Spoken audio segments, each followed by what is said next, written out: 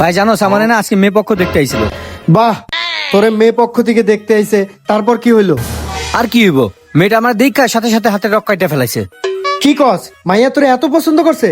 বন্ধু তোর তো চান কপাল কপাল খুইলা গেছে গা। আরে না বেটা, কপাল কোনান দিয়ে খুললো। মাইয়া কি কইলো জানোস? আমি মইরা যাবো কিন্তু এই পোলারে বিয়ে করবো না। ভাইয়া ভাইয়া আমি ফেসবুকে ভিডিও বানাই তো, আমাকে একটু হেল্প করবেন? হ্যাঁ হ্যাঁ শিওর, নো প্রবলেম। ঠিক আছে ভাইয়া, থ্যাংক ইউ। কিন্তু আপু আমার কি করতে হবে? ভাইয়া বেশি কিছু করতে হবে না, আমি কেসে যাব, আপনি শুধু হাতটা নাড়াবেন।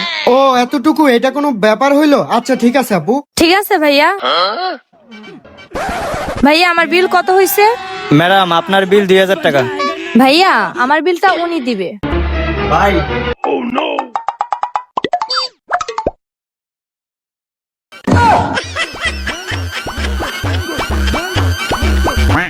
ভাই চুল কাটা যাইবো? হ ভাই যাইবো। ভাই তাহলে চুল কাটেন ভাই। কিন্তু ভাই আমার একটু তাড়া আছে, আমার একটা বিয়াতে যাইতে হইব। চুলগুলো এমন ভাবে কাটবেন যাতে একটা চুলও শরীরের ভিতরে না পড়ে। আচ্ছা ভাই ঠিক আছে, সমস্যা নাই, যেমনে কইতাছেন এমনি চুল কেটে দিমু, চলেন।